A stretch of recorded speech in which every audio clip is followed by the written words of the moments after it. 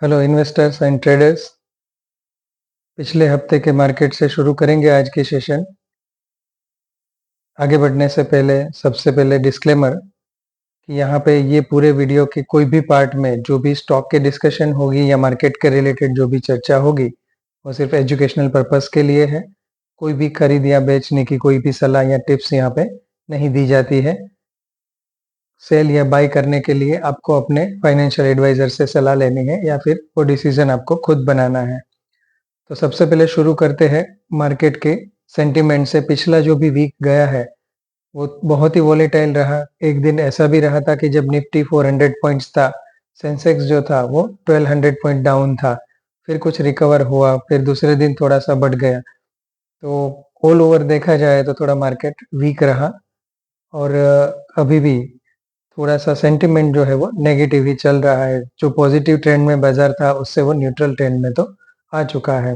Reason mainly जो था वो इजराइल वॉर था और दूसरा जो इम्पैक्ट था वो सेबी के नए रूल थे जिसकी हमने पिछले वीडियो में चर्चा की थी। लेकिन सेबी के जो रूल्स है वो तो शॉर्ट टर्म उसका इम्पैक्ट रहेगा कुछ ही समय तक, क्योंकि अगर लॉट साइज बड़ी हो जाती है तो जो भी छोटे इन्वेस्टर है जो एफएनओ में पैसा गंवा रहे हैं वो कोई ना कोई रूट से पैसे अरेंज करके कैश के स्टॉक में काम करना शुरू करेंगे। तो ये ऑल ओवर बाजार के लिए और फंडामेंटली अच्छे स्टॉक के लिए देखा जाए तो ये अच्छी खबर मानी जानी चाहिए। इजराइल वॉर का जो भी रिजल्ट आगे आता है, अभी तक तो स्ट्रेस वहां पे बढ़ रहा है और दोनों ओर से काउंटर अटैक और ये सब चीजें चल रही है। तो जैसे जैसे वहां पे डेवलपमेंट होगा वो हिसाब से चलेगा। लेकिन लास्ट वीक में देखने वाली बात ये थी कि पूरा वर्ल्ड के जो मार्केट है वो इतने नहीं कम घटे थे, लेकिन इंडिया का मार्केट सबसे ज्यादा घटा था। उसका एक रीजन जो है वो लिक्विडिटी भी हो सकता है, क्योंकि एफआईआई ने सबसे ज्यादा पिछले वीक में बेचा है। उसके पीछे का अब रीजन क्या है वो अगले वीक में पता चलेगा। मंडे ट्यूसडे को वो क्लियर हो जाएगा, क्योंकि बहुत सारी बातें होती है। कभी कभी कौन एफआईआई बेच रहे हैं, क्यों बेच रहे हैं, वो एग्जैक्टली उसका पता लगाना और उसके साथ लॉजिक ऐड करना वो डिफिकल्ट होता है।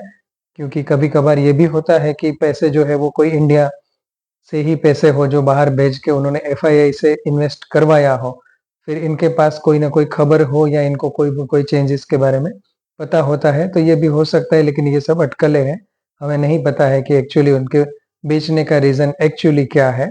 वो आगे वाले दिनों में पता चल जाएगा।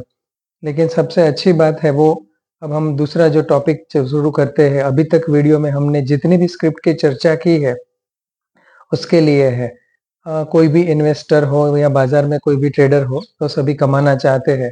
कोई भी इन्वेस्टर ये नहीं चाहता है कि वो स्क्रिप्ट अपनी ले और उसके बाद में वो गिर जाए, या तो मार्केट गिरे लेकिन उसकी स्क्रिप्ट जो है वो कम गिरे। वो हर एक की यही इच्छा होती है। और अगर हमारा वीडियो आप सब लोग पहले वीडियो से देखेंगे, वहां पे जो भी स्क्रिप्ट की चर्चा की गई है तो आपको पता चल जाएगा कि उनमें से जितनी भी स्क्रिप्ट है उसमें से बहुत कम गिरी है। और अभी तक कुछ स्क्रिप्ट तो ऐसी है कि जिसमें गिरावट बिल्कुल आई नहीं है। जो टाइम पे हमने उसकी चर्चा की थी उस समय के जो भी प्राइस थे उससे वो ऊपर ही चल रही है। जो भी कुछ वो इन वीडियो के प्राइस से जो भी नीचे चल रही है उसमें भी कुछ इतना ज्यादा करेक्शन देखने को नहीं मिला है कि हम बहुत सारी कैश लगा के उसको डिप्लॉय करके उसको फिर परचेज करें, क्योंकि परचेज करने के लिए अच्छे भाव अभी भी नहीं आए हैं। तो ये बताता है कि हमने जो भी सिलेक्शन किया है स्क्रिप्ट का वो बहुत ही अच्छी तरीके से देख के सोच के और बहुत ही स्टडी करके किया है। और वही स्ट्रेंथ होती है कोई भी स्क्रिप्ट की कि बाजार घटे उसके साथ में वो कम घटे या तो ना घटे। ना घटे तो सबको अच्छा लगता है, और इसका मतलब ये नहीं है कि आगे बाजार खराब होगा।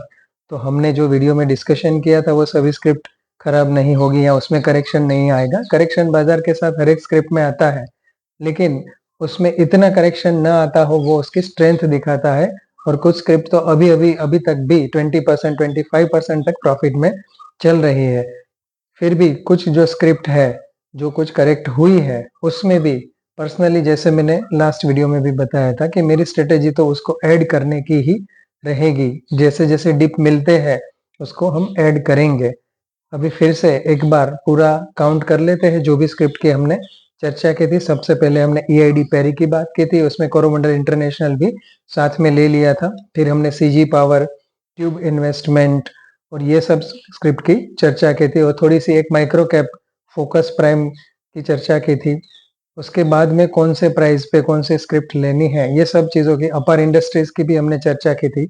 सनोफी इंडिया जो है उसका डीमर्जर हो गया है, तो उसकी फार्मा और कंज्यूमर अलग हो गए हैं। उसकी डिटेल में अभी तक हमारा स्टडी चल रहा है, और दूसरा कि उसमें भी कुछ ना कुछ चेंजेस हमें दिख रहा है, तो हो सकता है कि 1-2 वीक के बाद उसका वीडियो आ जाए। फिर लास्ट टाइम पे हमने बताया था कि एक स्क्रिप्ट के बारे में हम सोच रहे हैं, उसका नाम भी अभी बता देते हैं, वो है बामर लोरी एंड कंपनी। तो उसकी स्टडी अभी खत्म हो रही है। कुछ ना कुछ अगर ओपिनियन बनता है, कुछ अच्छी चीजें लगती है, तो अलग से उसका पूरी एक स्क्रिप्ट का एनालिसिस का वीडियो आ जाएगा। और बाकी की जो एक सेट इंडस्ट्रीज की चर्चा की थी हमने, वो भी बहुत ही कम क्वांटिटी से हमने इन्वेस्टमेंट शुरू किया है। अगर डीप आता है तो हम ज्यादा करेंगे इन्वेस्ट, लेकिन अब कोई डीप उस पे मिल नहीं रहा है। फोकस लाइटिंग जो बात की थी टेक्निकल लाइटिंग वाली, उसमें भी 107 से किया था, अब 130 चल रहा है। तो वो प्राइस पे है कि ना ही तो अभी हम उसको होल्डिंग प्रॉफिट बुक कर सकते हैं, या तो फिर ना ही तो उसको अब ऐड कर सकते हैं, क्योंकि हमारे जो डिस्कशन हुआ था उसके बाद में कंटिन्यूसली ऊपर ही जा रहा है। तो आगे अभी जो है वो सभी स्क्रिप्ट में वेट एंड वॉच है। सिर्फ एक आयन एक्सचेंज जो है वो थोड़ा करेक्ट है, अपर इंडस्ट्रीज थोड़ा सा ही करेक्ट हुआ है। तो उसके लिए नेक्स्ट वीक में सोचते हैं, अगर डिप मिलता है तो उसको डेफिनेटली पोर्टफोलियो में ऐड करेंगे। और एक बात आप सभी से रिक्वेस्ट करेंगे कि ये वीडियो को ज़्यादा से ज़्यादा सब्सक्राइब करें, लाइक करें और शेयर करें, ताकि ज़्यादा से ज़्यादा लोगों को ये पहुंच सके और ऐसे अच्छे अच्छे वीडियो बनाने के लिए मुझे मोटिवेशन मिले।